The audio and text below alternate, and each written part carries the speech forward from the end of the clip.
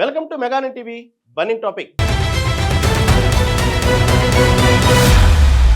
బంగ్లాదేశ్ మాజీ ప్రధాని షేక్ హసీనాకు ఆ దేశ ఇంటర్నేషనల్ క్రైమ్స్ ట్రైబ్యునల్ కోర్టు ఉరిశిక్ష విధించిన సంగతి తెలిసిందే. గతంలో పాకిస్తాన్కు ప్రధానమంత్రిగా అధ్యక్షుడిగా పనిచేసిన జుల్ఫికర్ అలీ భుట్టో కూడా ఇలాంటి పరిస్థితి ఎదుర్కొన్నారు. ఇప్పుడు హసీనా పరిస్థితి ఏంటి? మరి భారత్ ఆమెను బంగ్లాదేశ్కు అప్పగిస్తుందా?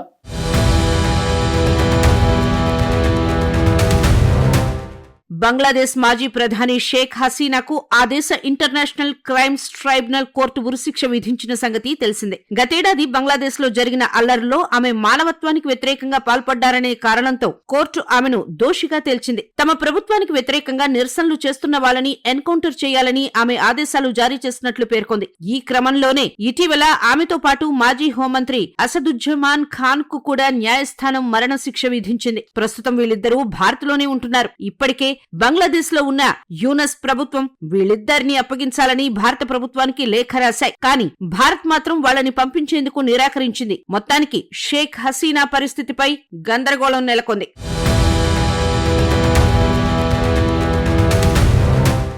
ఒక దేశానికి ప్రధానమంత్రిగా పనిచేసిన వ్యక్తికి ఉరిశిక్ష విధించటం అనేది తీవ్రమైన అంశం. గతంలో పాకిస్తాన్ కు ప్రధానమంత్రిగా అధ్యక్షుడిగా పనిచేసిన జుల్ఫికర్ అలీ భుట్టో కూడా ఇలాంటి పరిస్థితి ఎదుర్కొన్నారు. అక్కడి సుప్రీంకోర్టు కూడా ఆయనకు మరణశిక్ష విధించింది. అయితే పాక్ లోనే ఉండటం వల్ల చివరికి అక్కడి జైల్లో ఉరి తీశారు. కానీ షేక్ హసీనా భారత్ లో ఉండడంతో ఆమె ఈ శిక్ష నుంచి తప్పించుకున్నారు. అయితే ఈ రెండు కేసుల్లో కూడా న్యాయమూర్తులను మార్చడం, సాక్షులకు లంచాలు ఇవ్వడం లాంటివి జరిగాయి.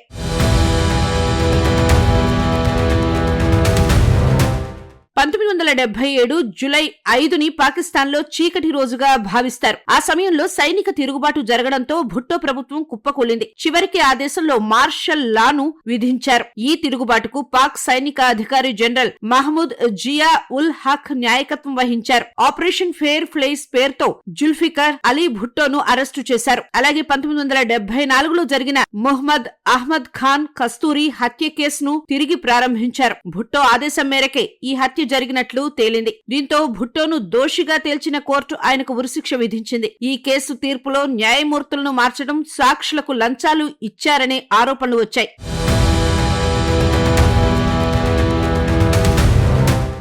అతను పాకిస్తాన్ పీపుల్స్ పార్టీ స్థాపకుడు.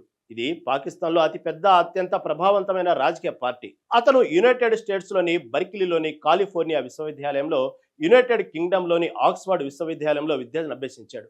రాజకీయ ప్రత్యర్థిని హత్య చేయాలని ఆదేశించినందుకు 1979లో భుట్టోను ఉరితీశారు.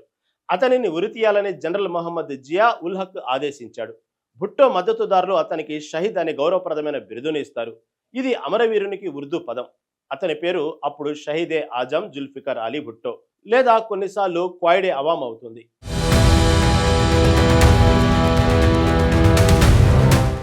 న్యాయమూర్తులను మార్చడం, సాక్షులకు లంచాలు ఇచ్చారనే ఆరోపణలు ఎదుర్కొన్నారు. చివరికి అక్కడి సుప్రీంకోర్టు కూడా ఈ తీర్పును సమర్థించింది. భుట్టో క్షమాభిక్ష పిటిషన్ సమర్పించడానికి జియా ఉల్ హక్ దీన్ని తిరస్కరించారు. ఆయన ఉరిశిక్షకు వ్యతిరేకంగా భారత ప్రధాని ఇందిరాగాంధీ, అమెరికా అధ్యక్షుడు జిమ్మీ కార్టర్ కూడా అప్పీళ్లు చేసిన ఫలితం లేకుండా పోయింది. చివరికి 1979 ఏప్రిల్ 4న పాక్ లోని రావల్పిండి జైల్లో భుట్టోను ఉరితీశారు. ఇది రాజకీయ హత్య అని అప్పట్లో ఈ ఘటనపై తీవ్రంగా విమర్శలు వచ్చాయి. దాదాపు 49 ఏళ్ల తర్వాత పాక్ సుప్రీంకోర్టు ఈ ఉరిశిక్షపై విచారణ చేసింది. ఇది న్యాయంగా జరగలేదని, ఇదొక న్యాయపరమైన హత్య అంటూ అంగీకరించింది.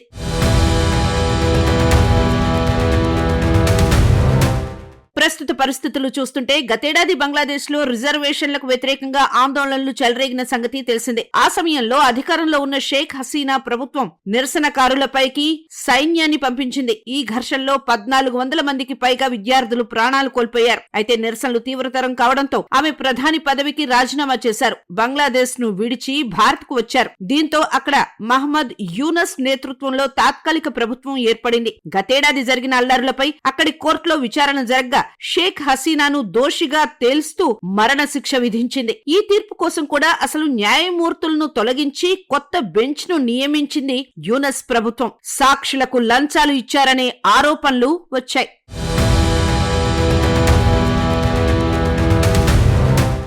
ప్రస్తుతం షేక్ హసీనా బంగ్లాదేశ్లో లేకపోవడంతో ఆమెకు ఉరిశిక్ష తప్పింది. లేకుంటే ఆమె పరిస్థితి కూడా జుల్ఫికర్ అలీ భుట్టో లాగే అయ్యేది. భారత్ కూడా ఆమెను బంగ్లాదేశ్కు పంపించేందుకు నిరాకరిస్తుంది.